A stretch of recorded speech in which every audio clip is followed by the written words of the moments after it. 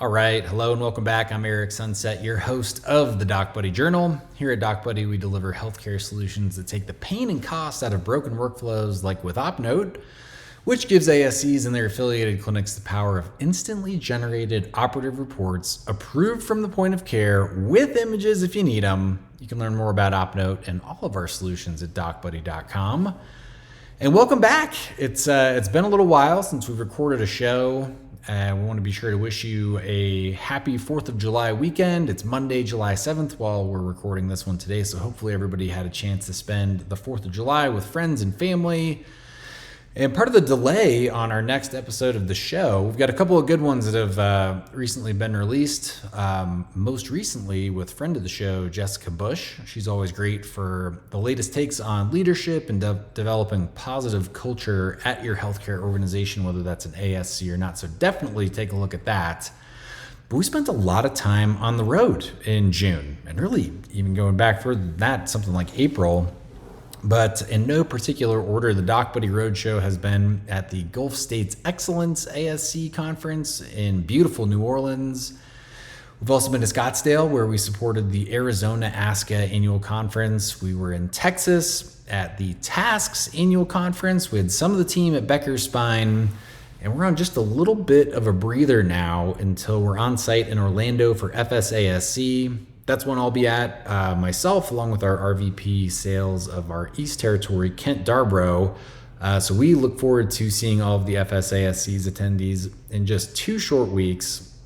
And I guess it's more like 3 if you really count it the right way, 2.5, somewhere in there. But the focus for today's episode is around a relatively recent Becker's article, and it's called ASCs Sound the Alarm on Block Time Inefficiency. And this is something that we've been sharing around internally with all the members of the DocBuddy team. That's gotten a lot of discussion out of us as a group, just because it's such an interesting topic with interesting timing. When you look at the ASC, you've heard us talk before about sort of being underserved in a technology sense. Some of that is that obviously, ASCs were not a part of the High-Tech Act, no real requirement to go paperless and get an EHR. Although I'm an EHR absolutist, I still think there's a lot of good reasons for an ASC to have an EHR, along with utilizing DocBuddy OpNote for their operative reports. But between a lack of staffing, a lack of time, everybody running around with their hair on fire, essentially, that's at the ASC, there's not a whole lot of time to really evaluate good solutions for your surgery center.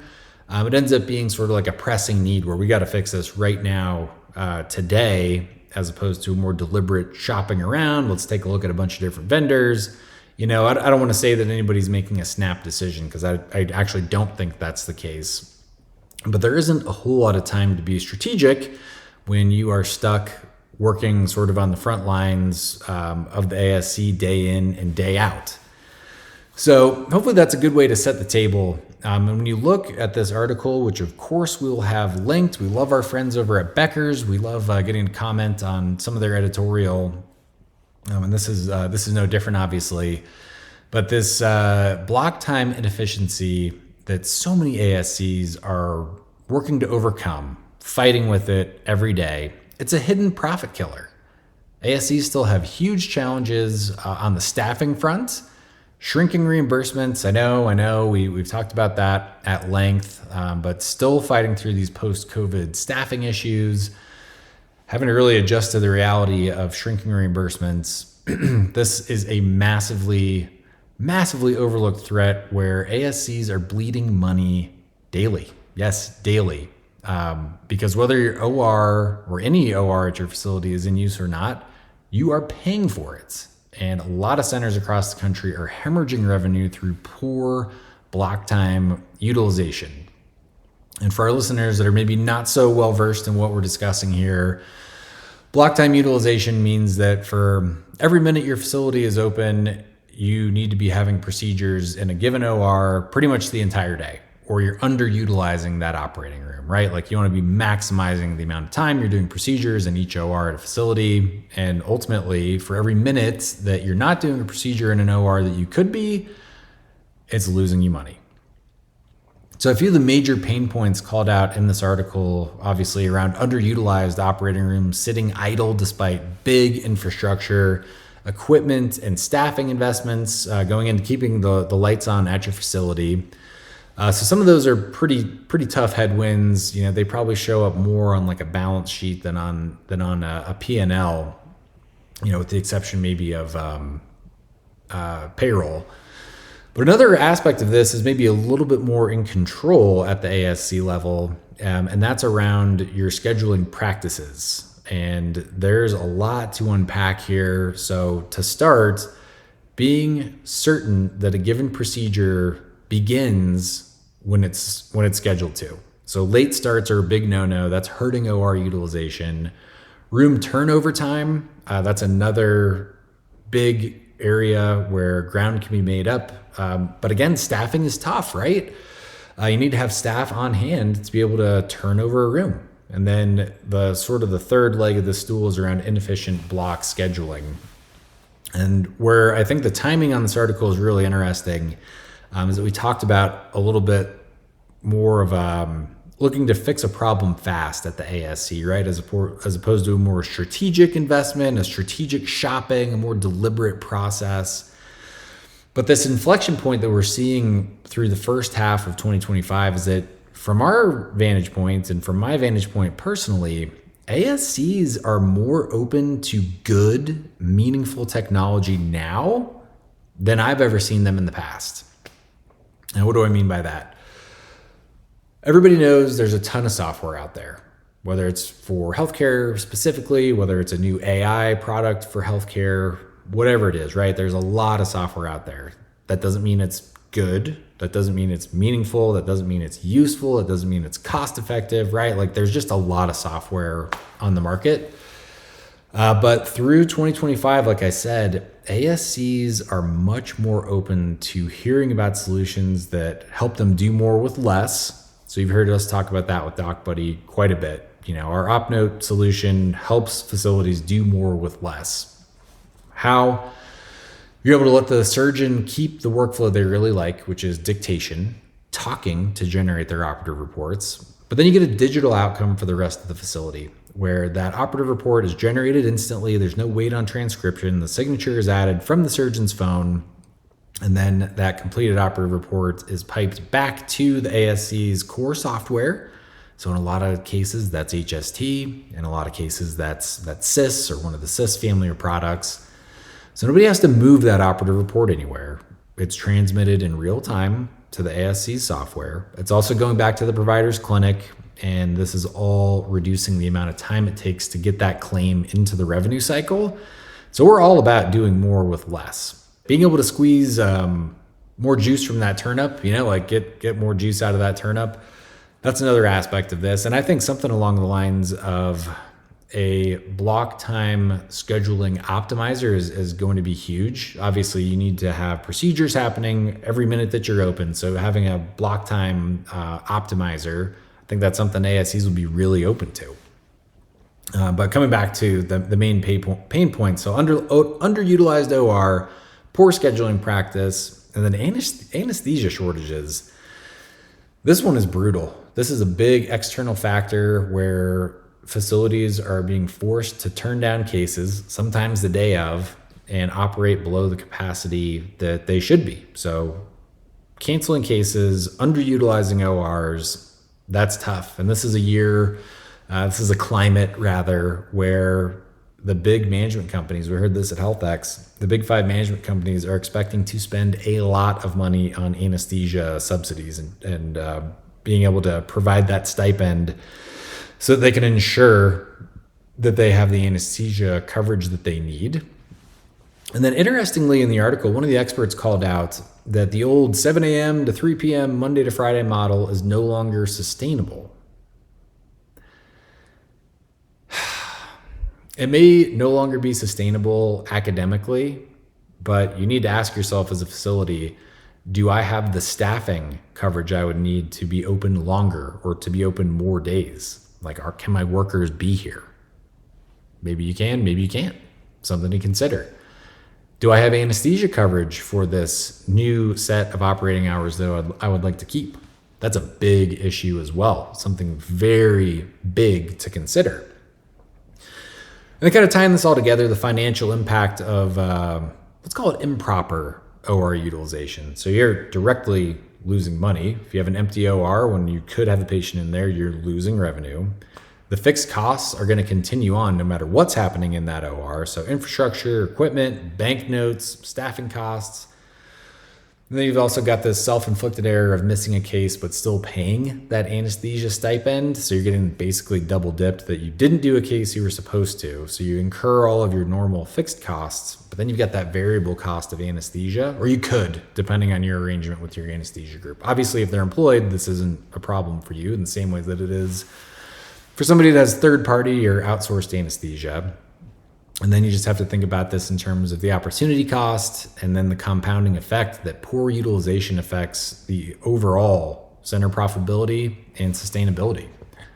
So I'd highly encourage you to take a look at this article to see one of the more creative solutions to this block time utilization problem that so many ASCs have. There's a really compelling model where a manager reviews the 3-month schedule for all of their surgeons' vacations, and then is immediately offering up those vacation slots to other physicians within their group.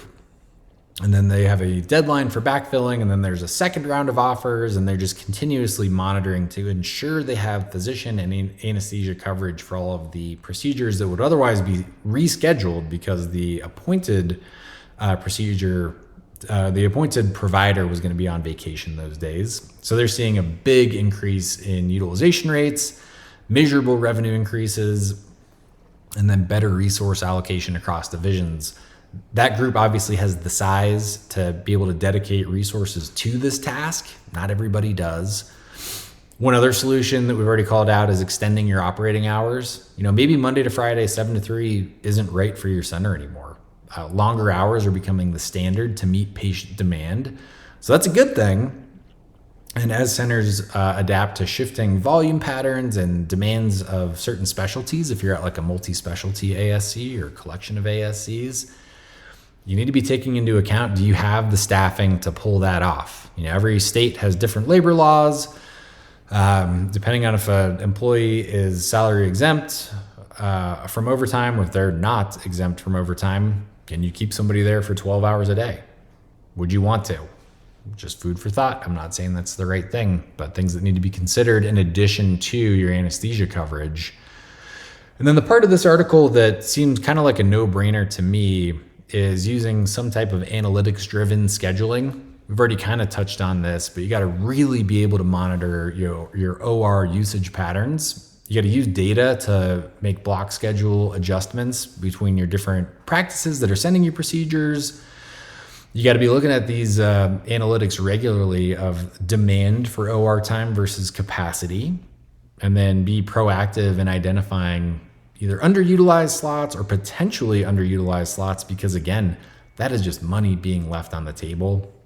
And if you're really sharp with your analytics, you're going to be able to decrease labor costs. You're going to potentially reduce anesthesia stipend waste as well. And depending on your arrangement with your anesthesia group, you may be able to get back to the table and fine tune your agreement so that you're in better alignment with the analytics that you see. If you're going to change your operating hours, things of that nature, and just overall better resource allocation. You have the data to back up why you're doing something instead of just thinking that you're doing the right thing. They're not always one and the same, no matter how smart we think we are, right? And then obviously there needs to be a highly collaborative scheduling approach between your clinics that send you procedures and the facility itself. And this is where there's some really interesting things that we'll be able to discuss moving forward, that this is traditionally a very manual process. It's phone calls, it's emails, it's faxes, it's returning voicemails, it's returning encrypted emails, and it's just this sort of ugly feedback loop where it's not a very clean way to exchange information. But as the ASC, this is really like one of the first steps in your revenue cycle is having procedures scheduled, and then you get into OR optimization and block time optimization from there. But you got to be really collaborative with your practices and make it easy not only for them to schedule procedures with you, but make it easy for you as the facility to accept procedures from your practices in their given block time. And we're just about through here. We want to close out a couple final thoughts as we discuss this fantastic Becker's article, which of course we will get linked in the show notes.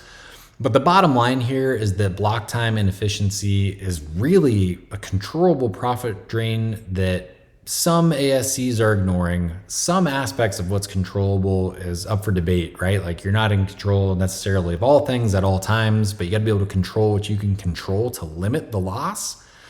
And, there's even an opportunity here that if you have limited the loss to enough of an extent and you're proactive in block time utilization and OR utilization, you're going to end up with a competitive advantage over the other facilities in your area that maybe aren't doing as good of a job. Maybe you end up with the bandwidth to do more procedures as opposed to the facility down the street.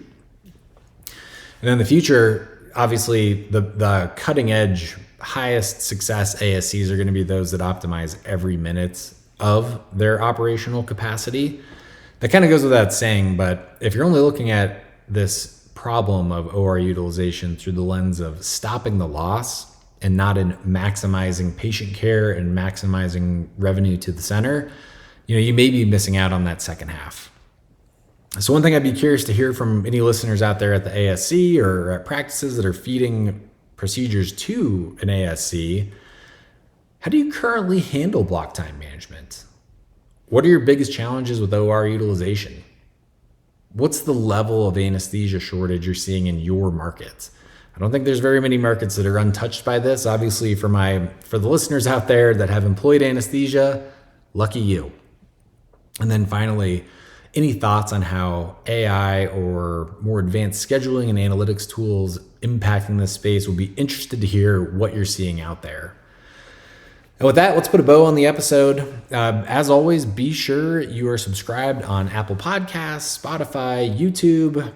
And on behalf of the entire DocBuddy team, we want to thank you for listening. And until next time, I'm your host, Erik. We'll talk to you again soon.